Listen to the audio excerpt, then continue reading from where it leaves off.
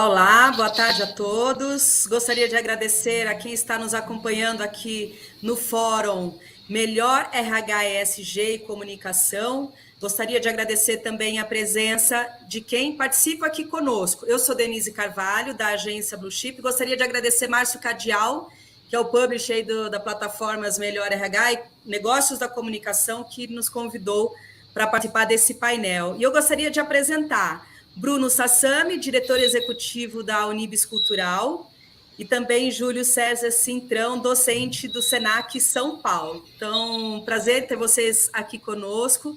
E a gente vai discutir hoje, ao longo desses dias, o Fórum Melhor está trazendo algumas discussões importantes aí sobre RH, sobre protagonismo das empresas, no que diz respeito aí melhor comunicação e também como a gente pode melhorar a sociedade de alguma forma, né?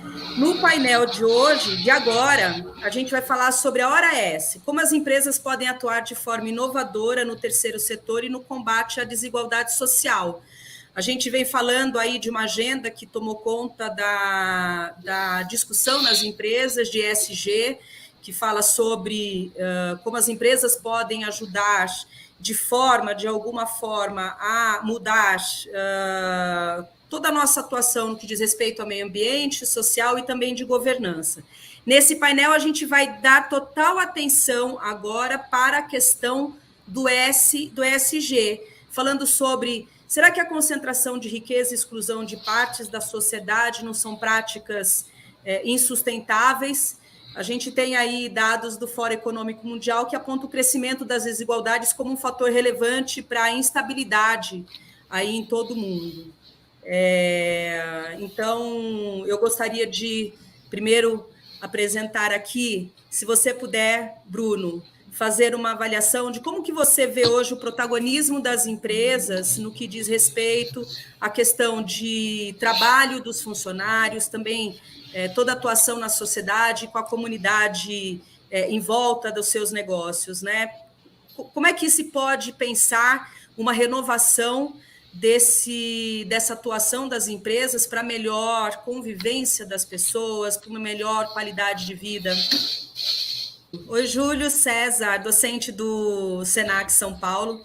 Se você puder fazer uma apresentação e contar um pouco na visão de vocês, como é que vocês estão enxergando hoje aí o protagonismo das empresas, né? No que diz respeito aí a forma de como a gente pode atuar para o fim da desigualdade de alguma forma, uma vez que, enfim, a fome, a pobreza são aí fatores relevantes para a instabilidade. Claro, Denise. Boa tarde a todos que estão participando com a gente. Dá para me ouvir bem? Super. Fique à vontade, caríssimo. Perfeito.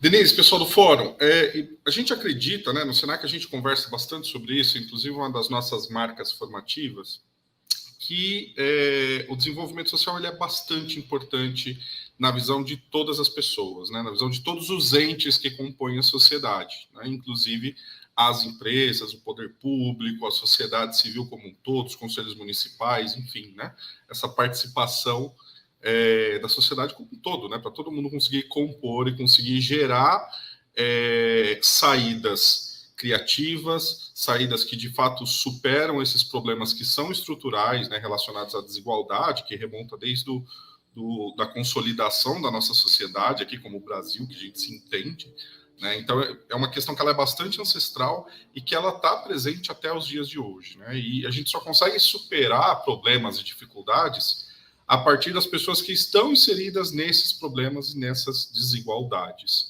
né? Então, as empresas elas são um fator super importante, que é corresponsável na geração de saídas, na construção da superação das desigualdades, da pobreza. Hoje, a gente vê a mazela da fome retornando aí de volta às discussões sociais, né? Que é algo que a gente pensava que estava controlado ou superado, mas hoje a gente vê isso bastante presente, né? Então, nas nossas salas de aula, a gente constantemente vem falando da importância de reconhecer o cenário, sempre como cenários complexos, e pensar de que maneira que nosso posicionamento pode ser corresponsável na geração de superação, de saídas criativas, em saídas empreendedoras, enfim, na geração de projetos que de dentro para fora conseguem mudar essas dificuldades, essas problemáticas, né?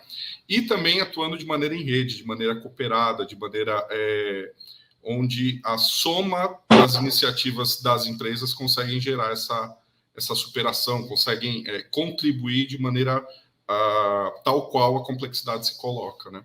Então, são empresas conectadas que vão conseguir gerar essas saídas que a gente tanto fala, né? Muito bem. Bruno, obrigada, Júlio. Bruno, consegue falar conosco já? Será que agora eu consigo? Agora deu certo. Muito bem, então, Karen. tá. Denise, obrigado pela oportunidade. Júlio, que bom estamos aqui compartilhando a mesa.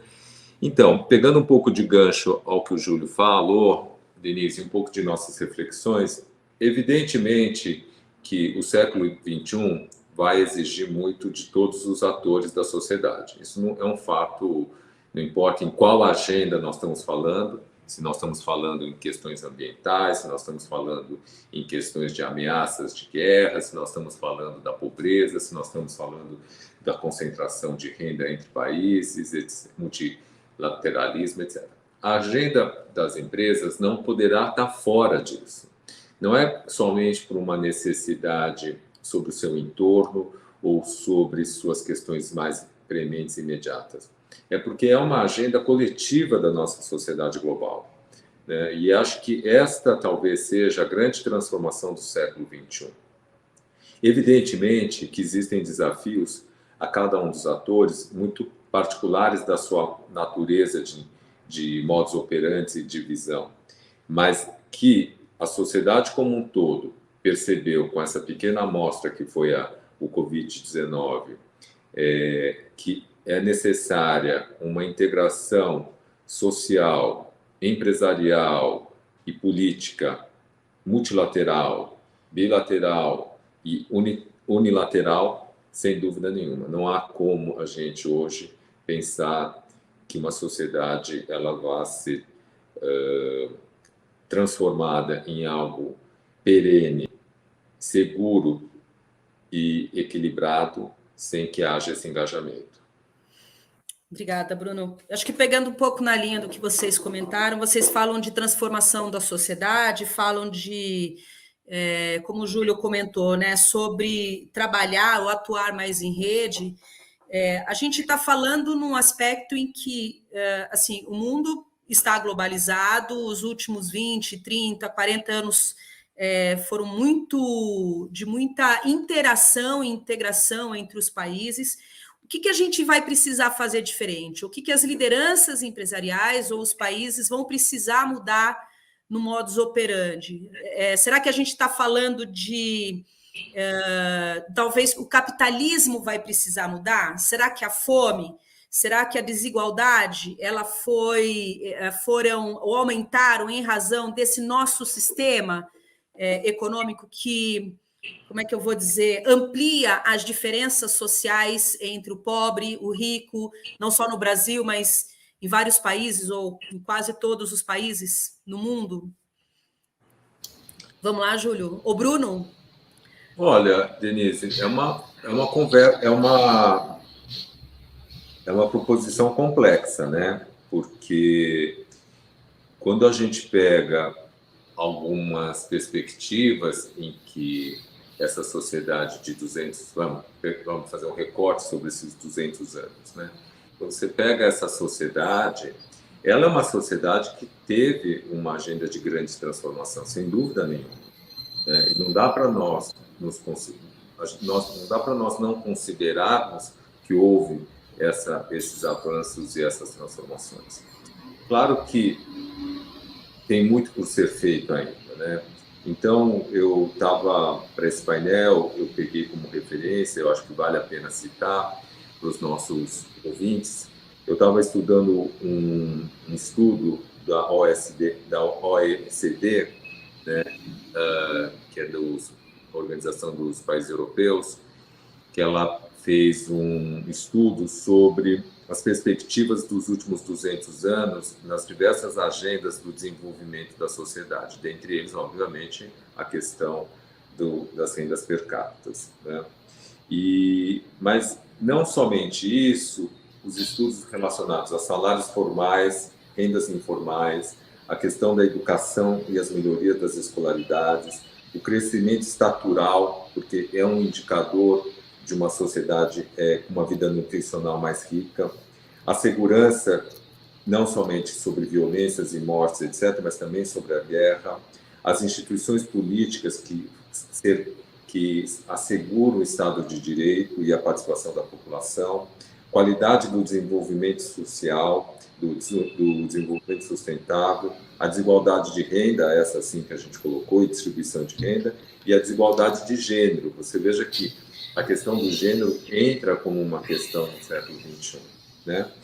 E quando você olha para todos esses indicadores, esses estudos, você vê a transformação da nossa sociedade, mas obviamente que tem essas disparidades. Então, quando você pensa que no início do século XX éramos 1 bilhão, hoje já somos 8 bilhões? Quer dizer, é incalculável isso, né? É um crescimento para se pensar em como se alimentar, como se vestir, como se abrigar essa população como um todo. Por outro lado, você vê que dados são importantes, né? Eu gosto de estudar dados porque o PIB médio do per capita nesses últimos, entre 1820 e 2010, ou seja, nesses 2 séculos, né, aumentou 10 vezes. E a população aumentou 7 vezes. Então, se você traz por essa perspectiva, você pensa assim, então o mundo está mais rico. É verdade, o mundo está mais rico, a gente vê isso, né? Agora, há uma grande, uma distribuição bastante concentrada em cima de grandes países. Você pensar que hoje Estados Unidos concentra 30% da riqueza de todo o planeta, né? Seguido logo depois pela China e pelo Japão, então só esses 3 representam quase 50, 40 e poucos por cento de toda, mais de 50% de toda a riqueza do mundo, né? Então, óbvio que tem desafios, óbvio que tem questões que devem ser vencidas a médio e longo prazo. O que eu acho que, talvez, aí é um acho, né, do Bruno, que eu acho que a gente não está conseguindo priorizar, mesmo com a Agenda 2030, lançada há tanto tempo, né, é essa situação emergencial ambiental. Essa eu acho uma grande preocupação, sem dúvida nenhuma, porque é irreversível, né, é uma situação irreversível. Então, nós não estamos conseguindo garantir qualidade de vida para gerações futuras. Então, acho isso, sim, uma questão muito emergencial. Por outro lado, né, a gente vê, evidentemente, essa concentração de renda absurda, né? Os 10% mais ricos globais controlam 76% da riqueza mundial em 2021, em contraste com 50% mais pobres da população global, que concentram apenas 2%. Né? Os outros 40% representam os 22%, as 22% de... Os 44% são os demais, a demais da população. Então, tem muita coisa por fazer, né, Denise? Eu acho que a questão é a predisposição. Nesse sentido, acho importante o engajamento das empresas. As empresas entraram no jogo.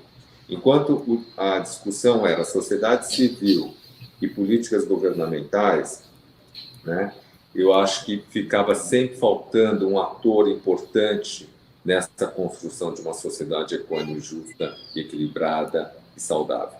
Agora, com o ESG, não antes não tivesse outros movimentos que tentavam garantir a emergência da participação das empresas, mas agora, pelo menos para as empresas de capital aberto, essa será realmente uma agenda irreversível globalmente. Então, sim, eu só acho que nós estamos um pouco tarde, mas nunca menos tarde do que nunca, né? Como diriam os otimistas. Sim.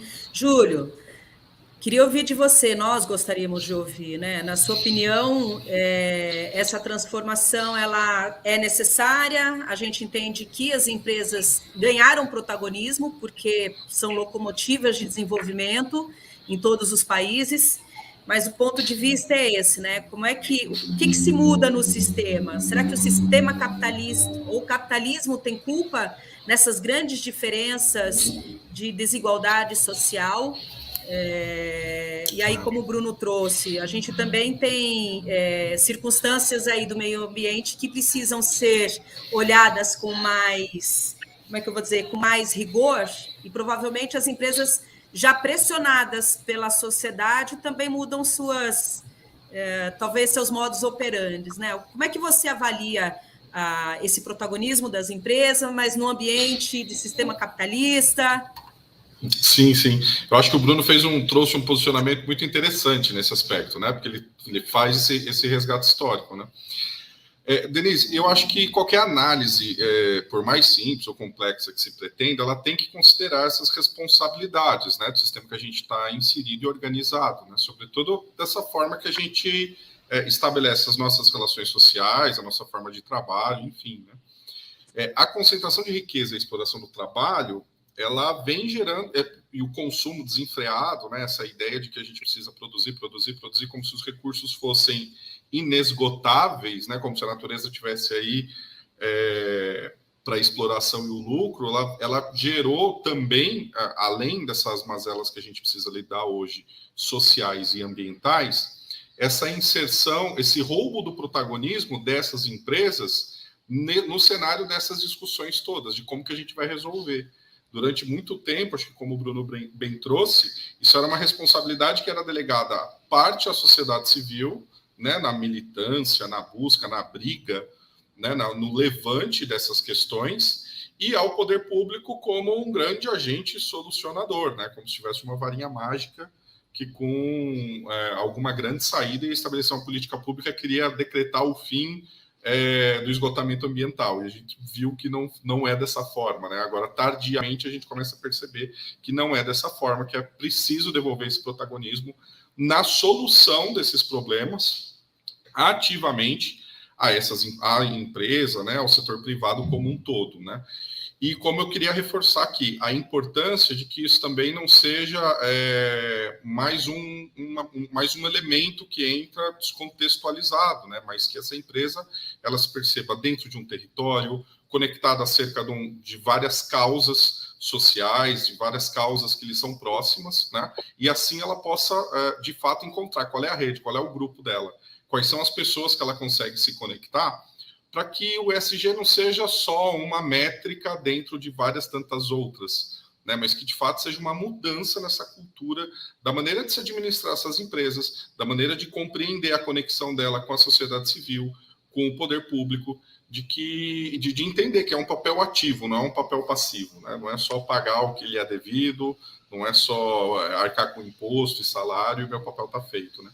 Mas que esse protagonismo se estenda para todas essas áreas, de uma maneira muito mais harmônica. Aí a gente e a toda a cadeia também, tanto de fornecedores, quanto clientes, quanto colaboradores e trabalhadores dessas empresas, né, para que a gente consiga superar essas dificuldades de fato, né? Não dá mais para ter uma empresa que é super ecológica numa ilha de pobreza social em volta, né? Acho que esse modelo a gente precisa superar o quanto antes, e a gente só faz isso em rede, colaborando com esses outros dois atores, pelo menos, né? Sociedade civil e poder público. É o que vocês falaram, né? A população estava muito acostumada a esperar, não só no Brasil, mas em outros países, esperar liderança dos políticos ou de quem governa os países, e a própria sociedade, de alguma forma, tentar mudar as coisas ali no seu dia a dia.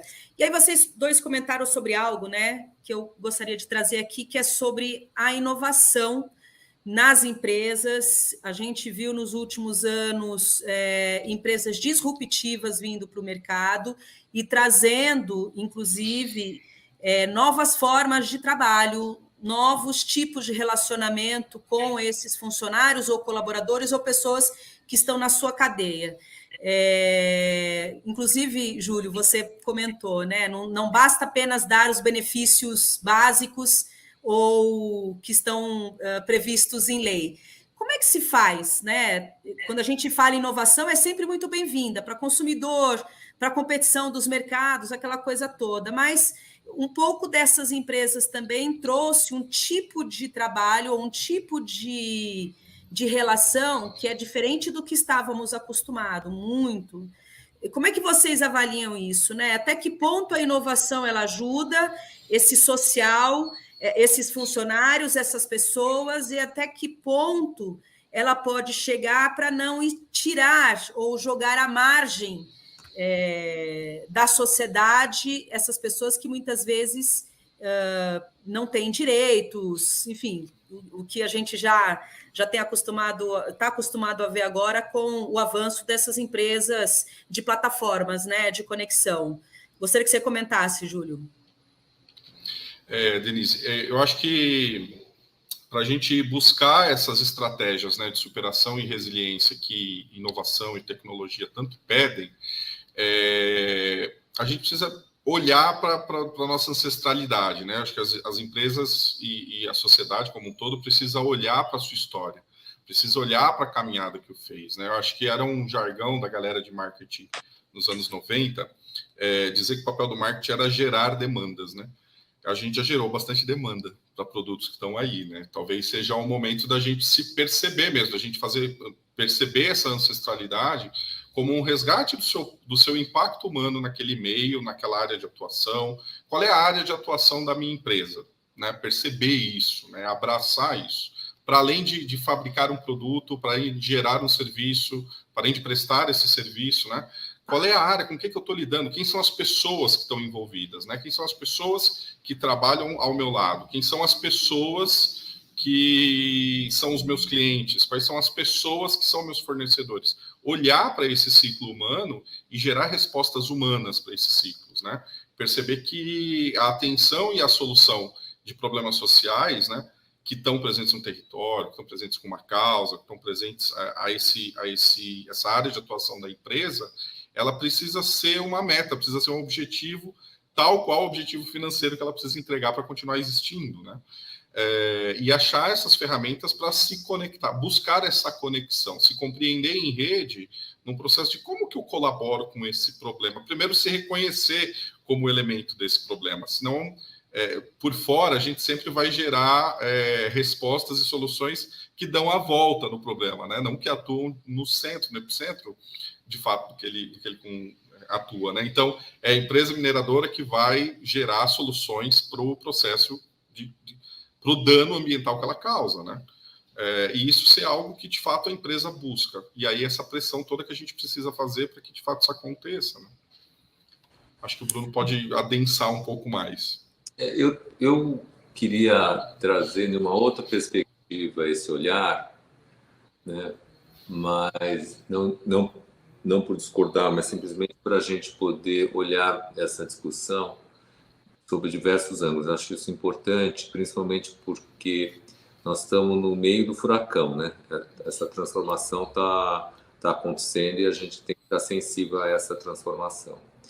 Então, eu olho isso dentro de uma perspectiva histórica, sabe, Denise? Por exemplo, se a gente olha que durante milhares de anos nós fundamentalmente tínhamos a relação do trabalho, né, vinculado à agricultura e artesanato, e, portanto, era uma situação onde as condições humanas eram extremamente precárias e a escravidão era uma agenda necessária, vamos dizer, entre aspas, a essa realidade produtiva, né? Depois veio a Revolução Industrial no século XVII, que vai até meados da Segunda Guerra Mundial, onde a gente transforma completamente nossos conceitos, né, de produção em escala para bens materiais. E agora a gente está vivendo, pós-Segunda Guerra Mundial, né, de uma forma bastante exponencial, nessa sociedade pós-industrial que representa, né, a construção de algo que os pensadores estão discutindo muito, que é essa produção dos bens imateriais da sociedade contemporânea, né? Que nos torna, então, portanto, mais... então, essa imaterialidade começou a ter um valor intrínseco na nossa sociedade, né? E claro que com a tecnologia associada como um ferramental necessário para essa nova escalabilidade, né, da produção, né, nós estamos, portanto, vivendo uma transformação não somente do sentido da palavra trabalho, né, mas principalmente do significado do valor do trabalho. E essas são as grandes questões que a sociedade contemporânea ela tem que ficar bastante sensível. A princípio, eu posso imaginar que exista uma ameaça ao trabalho em si? Sinceramente, não. Mas eu acho que há um tipo de trabalho, com certeza, sim, né? Então, como é que é essa população que está vivendo dentro ainda de uma cultura de produção em escala, né, vai se adaptar a um mercado mais potente de produção de bens imateriais, né? Estou falando isso no papel do trabalhador, né? Então, eu entendo que há uma transformação na sociedade, não do ponto de vista de consumo, mas do ponto de vista de mão de obra qualificada. Aqui nem entro na questão da mão de obra não qualificada, que é um dos grandes desafios, né, da Organização Internacional do Trabalho, como todos nós sabemos.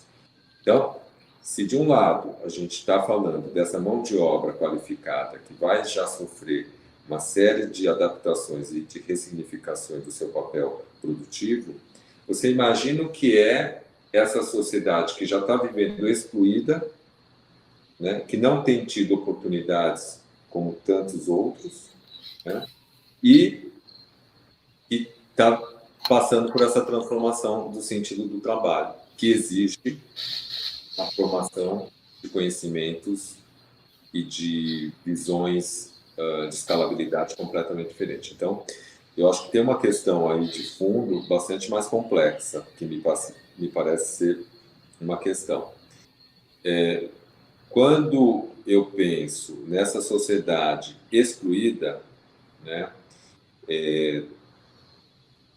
as três grandes agendas globais sobre essa questão não me parece ser ainda uma agenda global dentro da necessidade emergente, porque nós estamos falando de um número bastante significativo. Se eu não me engano, nós estamos falando que quase 11, 12% da população global está excluída da economia, né?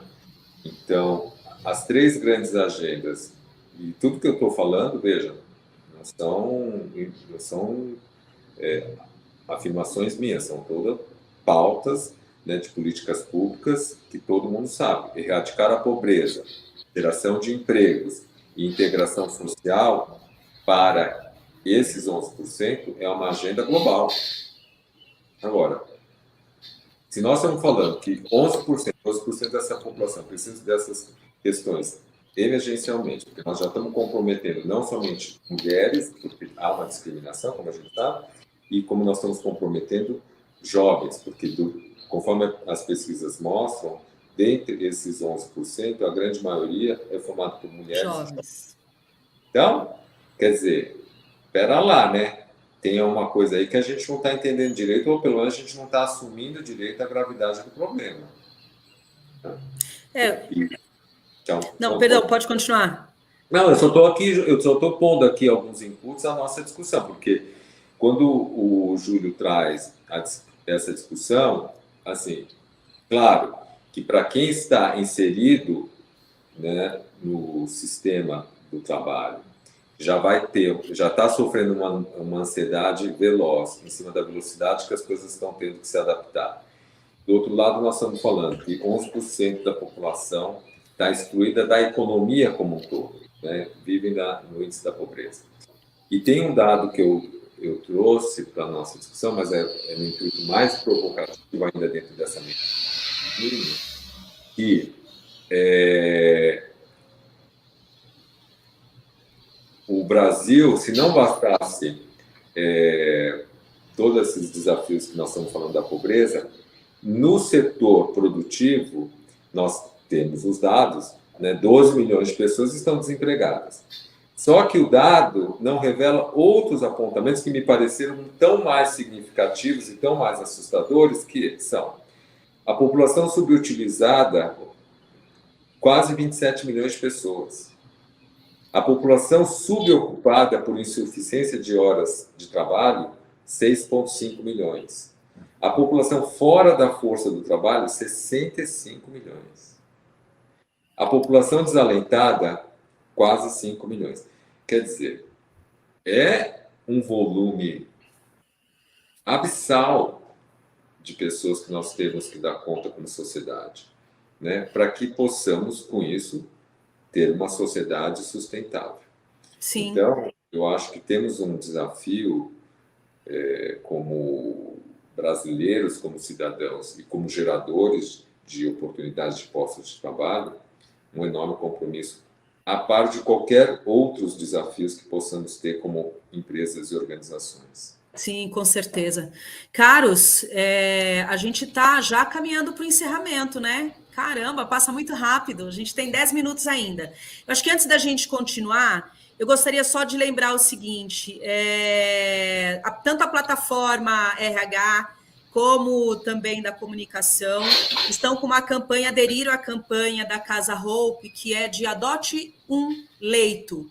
Então, se vocês estão vendo aqui, que estão acompanhando a nossa conversa, estão vendo aqui um QR Code, vocês podem fazer doações a partir daqui. Eles têm uma meta que é de alcançar pelo menos 30 mil reais, e eu espero que a gente ultrapasse esse valor. E então, aqui, para a gente talvez caminhar para o final, se vocês me permitem, o que eu gostaria de saber? A gente está falando aqui de que, de alguma forma, essa transformação ela vem por pressão da sociedade, por pressão do trabalhador. Quem é que faz mais pressão? Quem é que tem mais força para fazer com que esses 10% da população ou 12% da população consigam ter uma vida ou um bem-estar melhor, né? Eu queria ouvir você, Júlio. Será que aqui a gente está falando do consumidor, que à medida que ele exige das empresas que seja mais responsável na sua produção ou que cuide melhor dos seus funcionários, enfim, aí isso vai fazer com que as empresas adotem, como é que eu vou dizer, talvez produção mais sustentável e por aí vai, ou será que é o trabalhador, que agora talvez tem mais chance, principalmente agora com os modelos híbridos de trabalho, de escolher onde quer trabalhar. Óbvio que a gente não está falando dessa população que vive às margens, mas a gente está falando aí de um grande público, não só no Brasil, mas no mundo, que depois da pandemia entendeu que tem hoje talvez muito mais condição de escolha e de pressão também sobre as condições de trabalho nas empresas, né? Gostaria que você comentasse, Júlio.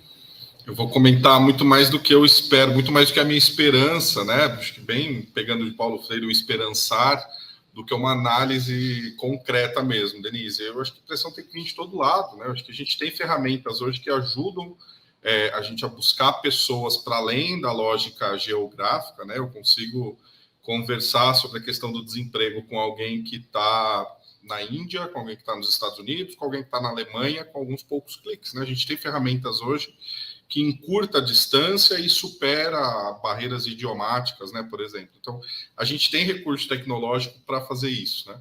Então, acho que a minha esperança nesse aspecto é que a gente gere redes de solidariedade, de fato, que se ocupem, que se preocupem, que analisem essa complexidade relacionada ao desemprego, à pobreza, e que consiga gerar engajamento onde todos os entes da sociedade vão se ocupar dessa superação, né? Eu acho que talvez essa seja a grande revolução dos próximos momentos, das próximas eras que a gente possa ver, né? Que a gente conversava há um tempo atrás, né, sobre as promessas tecnológicas que foram feitas e que a gente não conseguiu totalizar, democratizar, liberar acesso para todo mundo, conceder, né, construir acesso para todo mundo, tanto por vontade política, quanto por dificuldades, menos por dificuldades técnicas, muito mais por vontade social, né? Então, que a gente consiga gerar, de fato, essas redes de solidariedade e compartilhamento, onde a gente gere algo que, de fato, né, onde a iniciativa do Banco do Yunus, na Índia, me inspire a gerar processos de microcrédito, projetos de microcrédito aqui no Brasil, que a gente consiga achar esses gatilhos, desenvolver esses projetos, conseguir se empenhar e se engajar na solução desses problemas, né, dessa questão.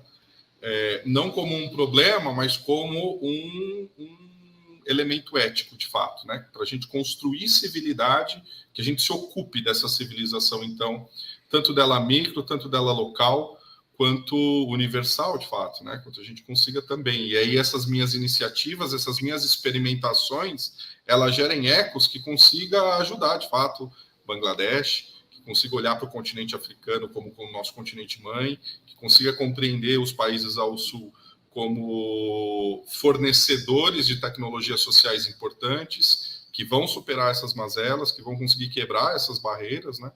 E que, de fato, a gente consiga enxergar os processos produtivos e de trabalho de uma maneira mais humanizada, né? Que, de fato, o foco se volte nesse momento para esse desenvolvimento que a gente precisa, acho que trazer de volta essa fala do Bruno, porque o tempo já passou, né? A gente já passou da margem de segurança, né? Hoje a gente já não tem, a gente já vive o esgotamento, a gente já vive as mudanças climáticas, a gente vive grandes epidemias de doenças psicológicas ligadas às relações de trabalho, né?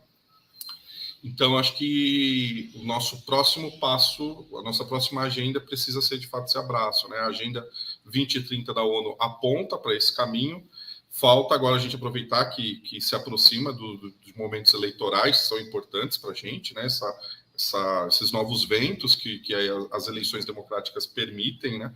Mas que, de fato, a gente cobre também agora dos entes do poder público, né? Dos acordos que a gente vai firmar com o nosso voto, e que, de fato, quando a gente olha para as empresas, para as cadeias empresariais, que a gente consiga contemplar todo mundo nesse processo de legal, eu fabrico pneu, mas não dá mais só para eu me ocupar do pneu, né? Eu preciso olhar para a cadeia como um todo, quem que me fornece os meus insumos, o que vai acontecer com esse pneu depois que ele for descartado, quem que vai utilizar esses pneus nesse processo, né? Que isso seja enxergado de uma maneira mais colaborativa, né? Que em rede a gente consiga gerar as saídas, as soluções para esses processos e gerar novas culturas de consumo, de trabalho, uma sociedade de novo e renovada, né? Quando você fala em rede, você está falando que as pessoas, de alguma forma, em toda a cadeia produtiva, tenham mais responsabilidade.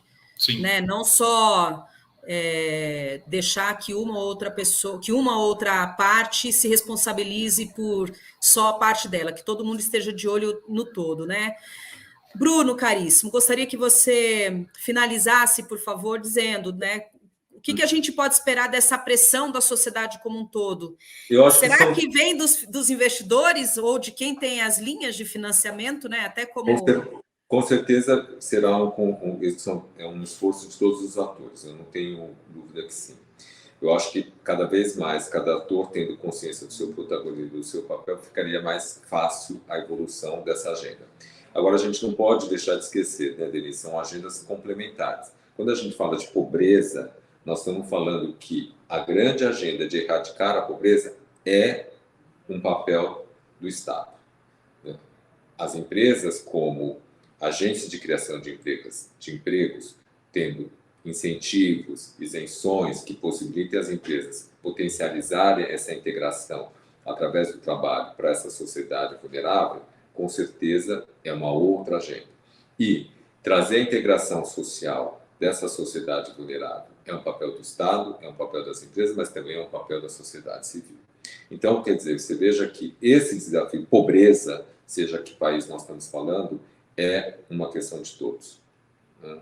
Existem papéis a serem executados. Quando a gente fala dos trabalhadores, e que eu trouxe esses indicadores de uma forma até provocativa, porque a gente fica falando muito somente desses 12 milhões, mas quando eu fui levantar toda essa vulnerabilidade do papel do trabalho na sociedade brasileira, me deixou bastante assustado, porque eu penso, bom, 12 milhões já é um volume assustador, mas quando a gente pensa que está esse volume enorme de pessoas em estado de vulnerabilidade no seu trabalho, numa sociedade onde o Estado tem pouca proteção de segurança na qualidade de vida dessas pessoas, quando elas perdem o emprego, então nós estamos também vivendo uma grande panela de pressão que, hora ou outra, isso também pode desencadear uma gravidade mais profunda do que simplesmente uma estatística de número de 12 milhões. Então, eu acho que aí tem um olhar muito sensível que deveria ser olhado, aprofundado, em programas de